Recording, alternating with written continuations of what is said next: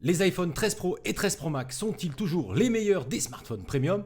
Après 3 mois d'utilisation perso et pro, je vais vous donner mon avis final sur les joujoux. C'est parti!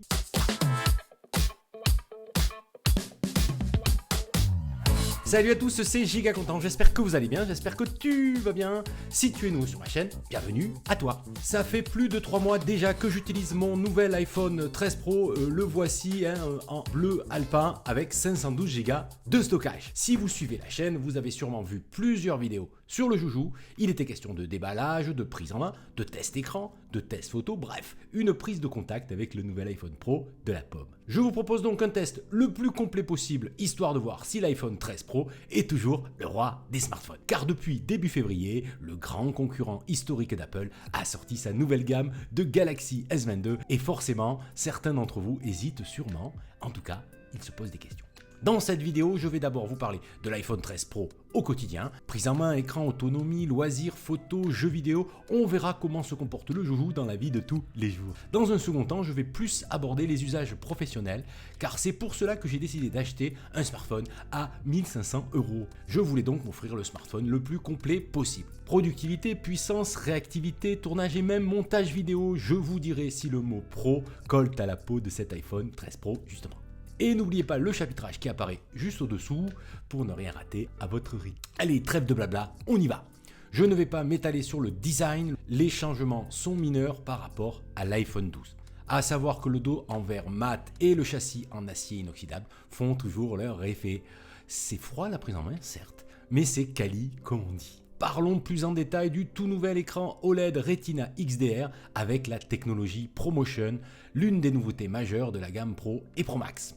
Je vous le rappelle, cette technologie permet un taux de rafraîchissement adaptatif entre 10 et 120 Hz, ce qui permet d'avoir la fluidité nécessaire quand on en a besoin, pour scroller ou pour jouer par exemple, tout en optimisant la consommation pour les autres utilisations, lecture de texte, vidéo, image fixe, bref, le quotidien. Après 3 mois d'utilisation, on oublie très vite cette fonction, Ce n'est pas un point négatif et attention, bien au contraire, vous allez voir.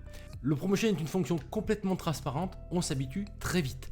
Par contre, quand j'ai décidé d'utiliser un iPhone 12 pour justement comparer, là, croyez-moi, vous voyez clairement la différence. Surtout quand on scrolle beaucoup, c'est flagrant. Tout est moins fluide, mes yeux se sont tout simplement habitués au taux de rafraîchissement en 120 Hz. J'aurais vraiment du mal à revenir aux 60 Hz, le taux de rafraîchissement présent sur les écrans des iPhones de génération précédente comme le 11, le 12 ou même les 13 et 13 mini. Ce n'est pas simplement un gadget, donc c'est une fonction qui me paraît importante. Pour clore le chapitre concernant l'écran, je dirais que le taux de rafraîchissement adaptatif est désormais la norme pour toutes les marques sur le créneau premium en tout cas. C'est le cas sur le nouveau Galaxy S22 ou sur certains modèles Xiaomi par exemple. Elle offre de la fluidité, une expérience plus reposante et un gain significatif d'autonomie.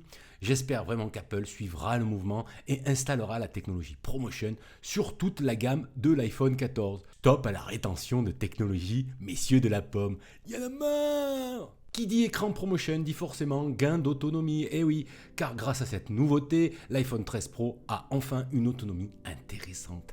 Oui, enfin parce que Apple avait bien du retard sur la concurrence, il faut bien le reconnaître. Je ne vous parle même pas de la recharge rapide.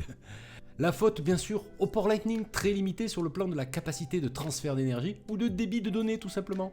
Là, clairement, la limite est technique. On attend donc pour la gamme de l'iPhone 14 un port USB-C ou un port propriétaire à Apple, mais complètement revu et corrigé.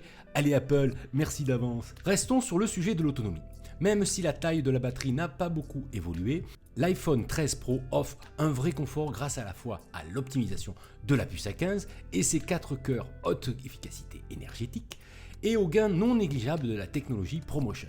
En utilisation normale, je tiens largement une journée complète.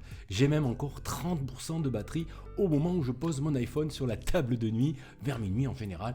Je sais, on s'en fout, mais c'est pas grave. En général, je recharge le lendemain matin entre le petit-déj et le début de la journée. Ma batterie est rechargée à 90%. Roule du dul pour une nouvelle journée sans recharge. Si c'est plus rock'n'roll, comme une grosse journée de tournage avec un départ à 6h et un retour à 22h à la maison, mon iPhone 13 Pro reste encore opérationnel. Il est temps quand même de recharger. Je ne vous cache pas que je suis agréablement surpris. Mon mon iPhone 11 ne tenait jamais une journée sans recharge. Je mets donc sans hésiter le pouce bleu, et toi aussi tu peux mettre le pouce bleu, et par la même occasion t'abonner et activer les notifications, c'est gratuit, écolo, bio, et ça me fait très plaisir. Un iPhone Pro, c'est aussi bien évidemment un bloc photo. J'ai déjà fait une vidéo dédiée à la partie photo, vous avez le lien qui apparaît juste au-dessus. Mais pour résumer, je dirais que le nouvel iPhone 13 Pro n'est pas une révolution si on le compare à l'iPhone 12 Pro ou même à l'iPhone 11 Pro. Sauf bien sûr son écran ProMotion, c'est vraiment la fonction qui fait la différence. Mais concernant la qualité des rendus des photos, la différence n'est pas flagrante, voire même inexistante. Un iPhone fait toujours de belles photos, c'est sûr. Mais si c'est le bloc photo qui vous intéresse, la concurrence est plutôt douée dans ce domaine. Je citerai par exemple les Google Pixel ou encore le Sony Xperia Pro I, mais lui, il est hors de prix. Mais chez Apple, vous le savez, le diable, en l'occurrence la nouveauté, se cache très souvent dans les détails. Capteur / optique légèrement meilleur, l'arrivée du mode macro créatif, l'Apple ProRes pour les pros de la vidéo et surtout le nouveau téléphoto x3, c'est pour moi la fonction qui fait la différence avec le nouvel écran. Rien que pour ça, je suis vraiment satisfait de mon iPhone 13 Pro.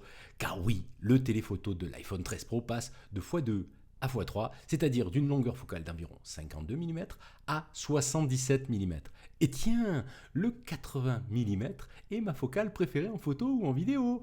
C'est la focale idéale, paraît-il, pour le portrait, enfin selon moi. J'aime beaucoup.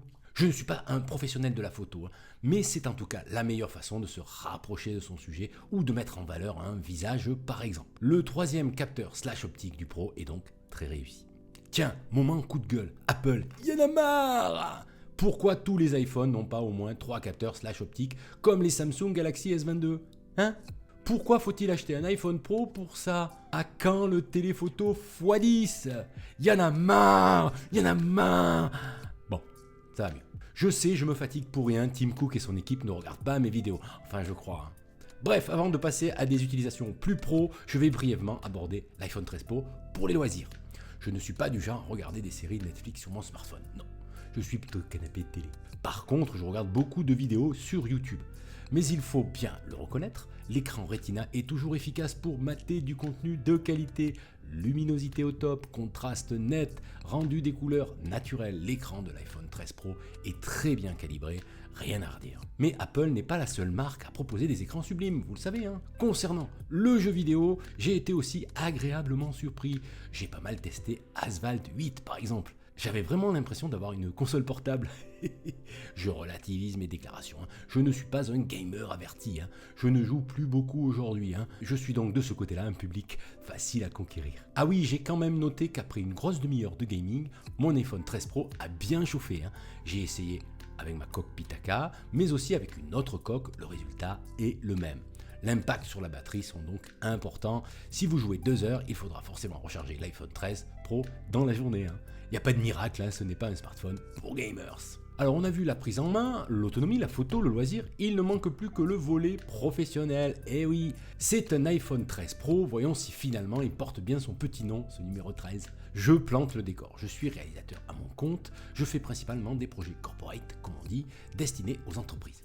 Je fais aussi pas mal de live multicam avec des solutions autour des iPhones d'ailleurs. Je vous expliquerai tout ça dans une autre vidéo. Mais vous avez compris que j'utilise mon iPhone aussi comme un outil de productivité et même comme un outil de création vidéo de plus en plus souvent. Pour ne pas être trop long, je vais vous parler aujourd'hui uniquement de la productivité et un peu de vidéo. Pour aller plus loin, je prépare une vidéo de test extrême de l'iPhone 13 Pro. Il sera question de tournage, d'étalonnage, de montage vidéo, de ProRes, bref, de quoi mettre sous pression la puce Apple et son nouveau CPU Seeker pour pousser le joujou dans ses retranchements. Pour ne pas rater cette vidéo, pensez à vous abonner. Alors, au chapitre de la productivité, donc, l'iPhone 13 Pro est pour moi un second PC de poche, si l'on peut dire. Je vous passe les utilisations pro classiques, comme la rédaction d'emails ou autres. Voici quelques exemples d'utilisation plus personnelle avec les apps qui vont avec. Je gère et exporte mes frais professionnels avec Genji, je prends des notes pour mes projets avec Note, j'écris souvent le début des textes de mes vidéos dans le train par exemple avec Pages, je crée des visuels aussi via l'application Canva, comme la miniature de cette vidéo, je tourne mes face caméra pour ma chaîne YouTube avec Message, pour avoir cette tête-là. Je tourne pour des projets perso, mais aussi pro avec Filmic Pro. Je fais du montage pour mes formations ou mes films de vacances avec Adobe Rush ou prochainement LumaFusion. Bref, j'en oublie sûrement, mais croyez-moi, mon iPhone 13 Pro est bien occupé au quotidien. En plus, grâce à l'écosystème Apple, je peux commencer une tâche sur mon iPhone et poursuivre le projet sur mon MacBook Pro. My friend, everything is connected. Après 3 mois d'utilisation, je peux vous confirmer que mon iPhone 13 Pro encaisse ses tâches sans broncher, ni chauffer d'ailleurs. Tout est fluide au doigt et à l'œil. Petit bémol tout de même, pour le montage vidéo, le tactile est intuitif mais limité pour être productif, il faut bien le savoir. Mes gros doigts sur un écran, c'est moins précis que les raccourcis clavier sur un PC ou un Mac. L'utilisation souris/clavier pour ma part reste la plus efficace et surtout la plus rapide, ça n'engage que moi bien sûr. Mais globalement, l'iPhone 13 Pro permet de faire beaucoup de tâches pro sans problème. Il porte donc bien son nom. Il ne manque plus qu'un stylet compatible et on se retrouve avec un Galaxy Note. Non, je plaisante. Pas tant que ça finalement. En guise de conclusion, 3 mois après, je ne m'avancerai pas à vous conseiller d'acheter un iPhone 13 Pro ou 13 Pro Max, car vous savez combien je suis attaché à l'importance de l'utilité d'un objet comparé à sa nouveauté. C'est bien d'avoir le dernier iPhone, mais il faut toujours savoir pourquoi on l'achète. Pour vous donner mon avis personnel, je ne peux plus me passer de mon iPhone 13 Pro, ou plus précisément, je ne pourrai plus me passer d'iPhone Pro. Eh oui, c'est mon premier iPhone Pro, je pense que le retour à un iPhone classique sera impossible. Bah oui, désormais je suis pris au piège, prisonnier de l'écosystème de la pomme. Et croyez-moi, c'est pas de la tarte à la pomme. Voilà, j'espère que cette vidéo vous a plu, n'oubliez pas de vous abonner si ce n'est pas déjà fait. Si vous êtes bien installé, regardez la playlist qui apparaît juste ici, elle va sûrement vous intéresser. Il me reste à vous dire à demain ou à très vite. Salut!